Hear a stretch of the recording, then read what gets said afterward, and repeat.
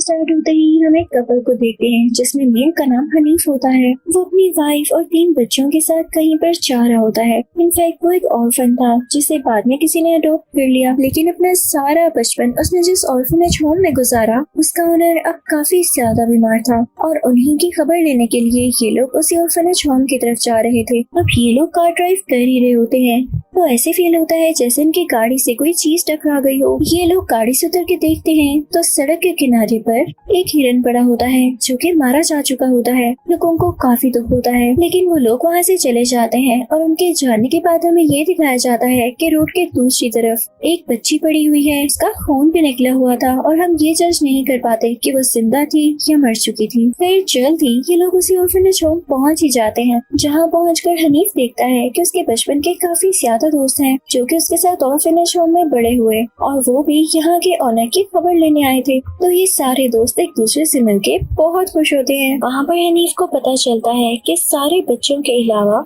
सिर्फ 2 बच्चे ऐसे थे जो कि अडॉप्ट नहीं हुए थे और वो इसी ऑर्फनेज होम में ही बड़े हो गए और अभी तक यहीं रहते हैं। अब ये सारे बचपन के दोस्त तो बड़े हो गए थे। अब इनके अलावा जो बच्चे थे उसमें से एक लड़की का नाम रानी होता है जो कि एक और लड़के के साथ मिलके हनीफ और बाकी लोगों को वहाँ पर ऑर्फनेज होम दिखाती है। रानी अपने बारे में बहुत कुछ बताती है कि वो इस ऑर्फनेज में तब आई थी जब वो 10 साल की थी, लेकिन वो कहती है कि मुझे इस बात पर भी यकीन है कि मेरी मदर मुझे वापस लेने जरूर आएंगी। अब वो सब लोगों को उनका रूम दिखाती है, लेकिन इसी बीच हनीफ का एक बेटा जिसका नाम हकी होता है वो एक कमरे की तरफ जा रहा होता है जिसका दरवाजा पता नहीं कितने सालों से बंद था। उसे रानी देख लेती है और इस रूम के बारे में बताने लगती है कि कई साल पहले इस ऑर्फनेज होम की केयर टेकर हुआ करती थी जो कि इसी कमरे में रहा करती थी, लेकिन उसने एक बच्ची के बारे में ये कहा कि इस पर साया है और ये पोजेस्ड है। वो उस बच्ची पर बहुत चिल्लाया करती थी और जल्द ही वो बच्ची गुम हो गई। उसका किसी को कुछ पता न चला। वो केयर टेकर तो जैसे पागल हो चुकी थी, वो किसी के कंट्रोल में नहीं आती थी। तो ऑर्फनेज वालों ने ये डिसाइड किया कि इसी के रूम में बंद कर देते हैं। अब उसे इसी के रूम में बंद कर दिया गया। उसने बहुत शोर मचाया कि उसे बाहर निकाला जाए और उसने अपना सर दरवाजे के साथ मारना शुरू कर दिया, लेकिन इससे पहले कि दरवाजा खोला जाता उसकी डेथ हो चुकी थी। तब से आज तक ये दरवाजा ऐसे ही बंद है। कि काफी डर जाता है और सीधा अपने फादर यानी हनीफ के पास जाता है।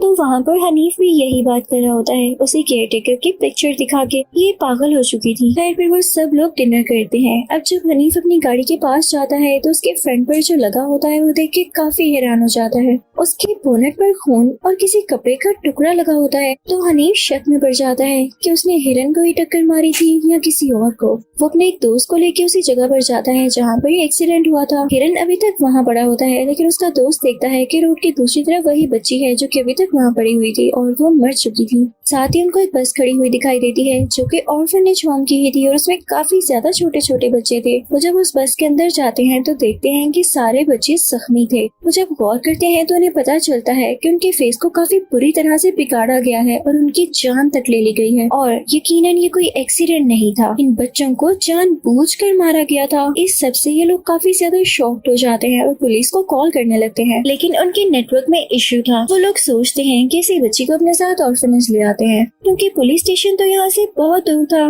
वो ऑर्फनेज होम पहुँचते हैं तो एक आदमी उनसे पूछता है कि तुम लोग इस वक्त कहाँ से आ रहे हो। वो उनकी गाड़ी में उस बच्चे की डेड बॉडी भी देख लेता है। हनीफ उसे सारा इंसिडेंट बताता है कि मैंने अपनी गाड़ी से इस बच्ची को हिट कर दिया है। वो सारे लोग बहुत डर जाते हैं और इससे भी ज्यादा अजीब बात कि मैंने वहाँ पर एक बस देखी है इसमें काफी ज्यादा बच्चे मरे हुए पड़े थे। फौरन 60 को कॉल करो, लेकिन वहाँ से कॉल भी नहीं मिलाई जाती।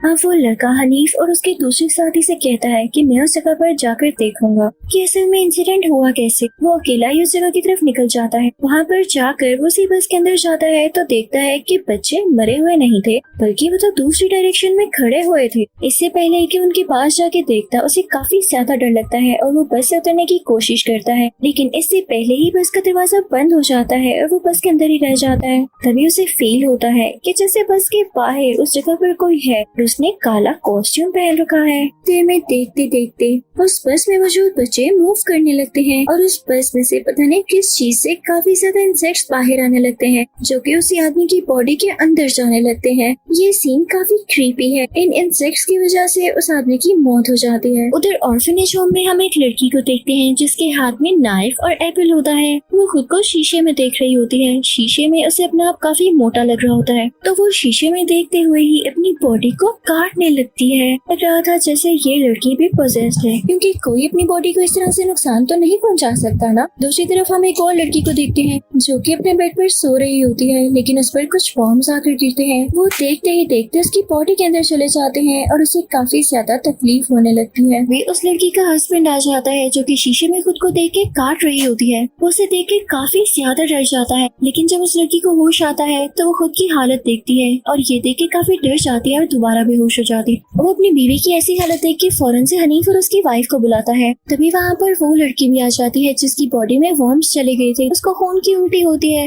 जिसमें से काफी ज्यादा वर्म्स उसकी बॉडी से बाहर आ जाते हैं लेकिन अभी भी कुछ वर्म्स उसकी बॉडी में थे और वो उसकी बॉडी के अंदर रेंग रहे थे जिससे उसको काफी क्रीपी फील हो रहा था। अपनी स्किन को छीलने लगती है ताकि वो वर्म्स उसकी बॉडी से बाहर आ जाएं लेकिन उसका काफी बुरा हाल हो रहा होता है। अब हनीफ की वाइफ गाड़ी ड्राइव करते हुए इन दोनों लड़कियों को हॉस्पिटल की तरफ लेकर जाती है ताकि पता लगा सके कि असल में इनके साथ मसला क्या है। लेकिन यहाँ पर उनके साथ काफी अजीब चीज होती है क्योंकि वो ऑर्फनेज होम से निकले तो हॉस्पिटल के लिए थे लेकिन वो घूम के वापस ऑर्फनेज होम की तरफ आ गए। यानी उनका रास्ता एक लूप में बदल चुका था जो कि बार बार रिपीट हो रहा था और इस चीज से वो लोग काफी परेशान हो जाते हैं। यहाँ पर हनीफ एक बात बताता है कि जो इस ऑर्फनेज होम की केयर टेकर थी वो बहुत बुरी लड़की थी। ये बात आज से 25 साल पहले की है। वो बच्चों पर बहुत जुल्म किया करती थी क्योंकि वो ब्लैक मैजिक प्रैक्टिस किया करती थी।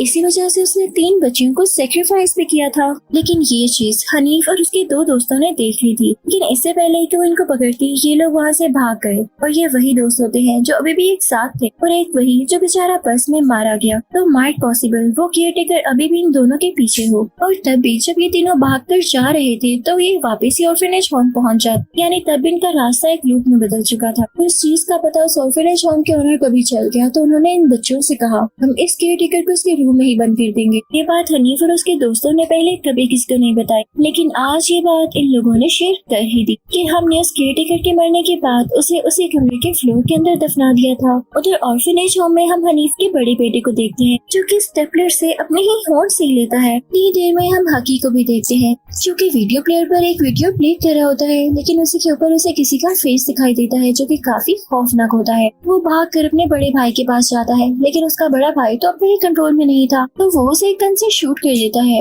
लेकिन उसे ज्यादा नुकसान नहीं होता क्योंकि उस गन से रैट्स को शूट किया जाता था। इतनी देर में हनीफ और उसकी वाइफ भी यहाँ पहुँच जाते हैं। वो लोग अब ये प्लान कर रहे होते हैं कि जल्द से जल्द अपने बच्चों को लेके यहाँ से चले जाएं लेकिन उन्हें अपने बेटे नहीं मिल रहे होते। तभी हनीफ की वाइफ उसी ऑनर के रूम में जाती है जो कि अपने बेड पर बीमार लेटा होता है। वो उसके बेड के नीचे देखती है तो उसे कोई बॉक्स मिलता है जिसके अंदर कुछ फोटोग्राफ्स थे और वो कुछ लड़कियों की थी। उसे देख के साफ साफ पता चल रहा था कि ये जो बीमार ऑनर यहाँ पर पड़ा हुआ है ये अच्छा आदमी नहीं था। ये उन बच्चियों को मारा करता था और उनके साथ मिसबिहेव किया करता था। उस जिस केयर टेकर को हम बुरा समझते आ रहे थे असल में वो बहुत अच्छी थी और वो उन बच्चियों को इस ऑनर से बचाना चाहती थी।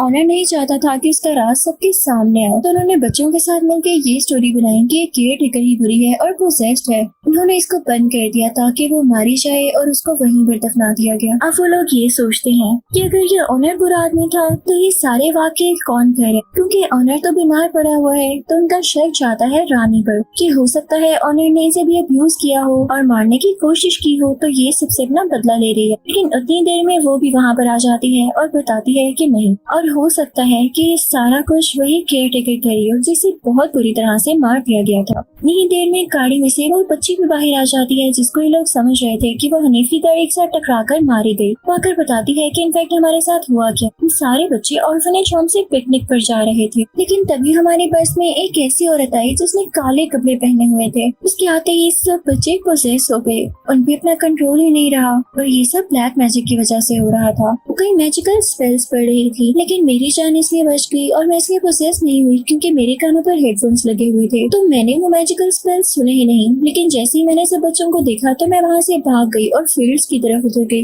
लेकिन तभी मुझे हनीफ अंकल की कार ने टक्कर दे मारी। लेकिन मैं मरी नहीं हूँ, ये मेरा लक है कि मैं जिंदा हूँ। यहाँ आप लोगों को सब कुछ बता रही हूँ ताकि आप लोग भी इसको फिगर आउट कर सकें कि असल में हुआ क्या। हनीफ को काफी दुख होता है कि असल में वो केयरटेकर बुरी औरत नहीं थी और उसे इस बात का रिग्रेट भी था कि क्यों उसने सोनर की बातों में आकर उसे मार दिया। गुस्से में जाता है तो सोनर का गला दबा देता है क्योंकि उसे उस पर काफी गुस्सा आ रहा था। लेकिन उसकी वाइफ उसे ऐसा करने से रोकती है। वहाँ पर हनीफ को एक फोटोग्राफ मिलती है जिसके पीछे उसी बच्ची का नाम लिखा हुआ था जो कि मिसिंग हो चुकी थी। तो उसे कुछ कुछ समझ में आने लगता है कि हो सकता है कि ये वही बच्ची हो जो ये सब कुछ कर रही हो। अब ये लोग यहाँ से निकलने वाले होते हैं कि तभी हनीफ के दोनों बेटे आ जाते हैं जो कि जख्मी होते हैं। जैसे ये लोग बाहर जा रहे होते हैं तो इनके सामने वही औरत आ जाती है जिसने काले कपड़े पहने होते हैं और ये वही थी, वही बच्ची जो कि कई साल पहले मिसिंग हो चुकी थी। पर वो औरत ब्लैक मैजिक करने लगती है और उसी टेक्निक को यूज करते हुए हनीफ का गला दबाने वाली होती है। उसने नादिया को भी पोजेस कर दिया था जो कि उसे मारने वाली थी। लेकिन तभी पीछे से रानी आती है और वो उसे हिट कर देती है। तो पता है ये रानी भी कौन थी? ये इसी औरत की बेटी थी जिसने काले कपड़े पहने हुए हैं। भी वो वहाँ पर अपने मैजिक को यूज करते हुए और फिर मौजूद सारे लोगों को तकलीफ देने लगती है। किसी को बॉडी पेन होने लगता है तो किसी की उंगलियां टूटने लगती हैं। तभी वो उसी रूम में आती है जहाँ पर उस लेडी को दफनाया गया था।